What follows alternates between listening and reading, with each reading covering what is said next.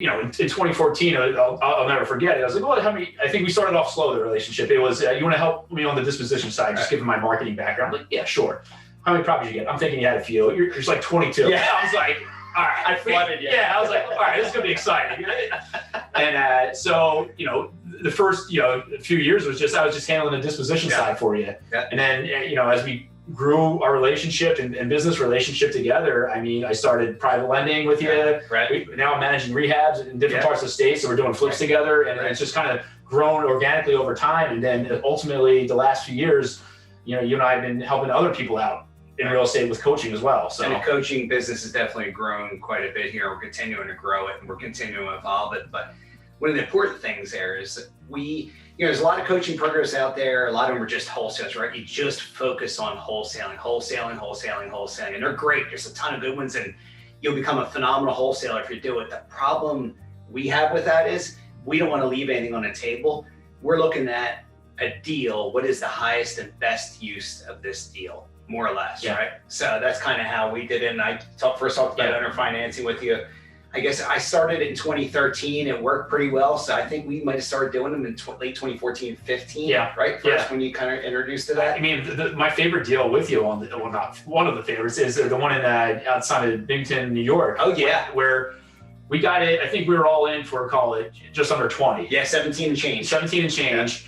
Yeah. And we're okay, if we're going to sell this for cash, we could probably get high 20s, maybe 30 for it. Right. So let's market for 35. So we'd probably walk away with a 10K spread net after closing costs and everything. Well, we find a buyer that had owner financing. They actually had a $20,000 down payment. So we're whole plus some. We got the profit at settlement. And now we created, it was a 2 or 3 year note, I forget already. 3 year note. 3 year note. I think, or no, 2, you're right. Yeah, 2 year note, it was 9%, something like that. Yeah. And we all ended up making a lot more than just the 9-10K wholesale fee. And we collected nice little cash flow payment for 2 years as well. Totally. It was so $15,000 note. When you tack on that 9%, it would probably end up being about 20 or so when all was said and done with that term. So those end up being, is what we found out, is those end up being some of our most profitable deals, the owner financing. And you can also kind of turn them into a wholesale deal that if you get them performing right away, you turn around, you sell that, and you sell it for a premium, right? You're selling that note. So you're getting more than you would if you just wholesale the property. So, we've done the wholesale, we did the owner financing, and then we're doing fix and flips now, which is great. We're doing a lot of wholetailing. But as COVID hit, we started pivoting, if you want to get into details. That's a good point. When we worked together in 14 up until March 2020, basically, right? 80%, maybe 90% of our deals were through online auctions. Totally. And it was very fruitful, plenty of inventory out there.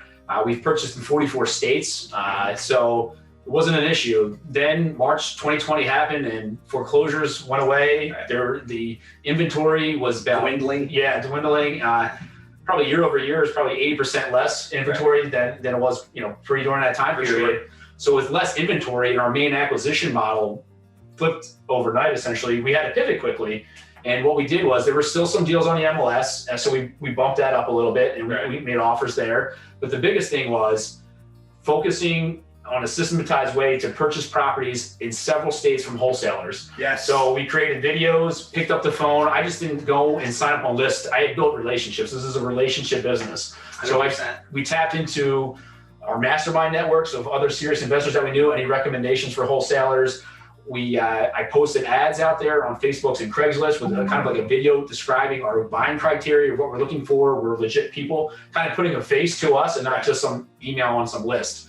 And now we have wholesalers basically we're getting cherry-picked deals from wholesalers. We're getting pre-marketed to their list. Some of them in different parts of the country will send us their leads first.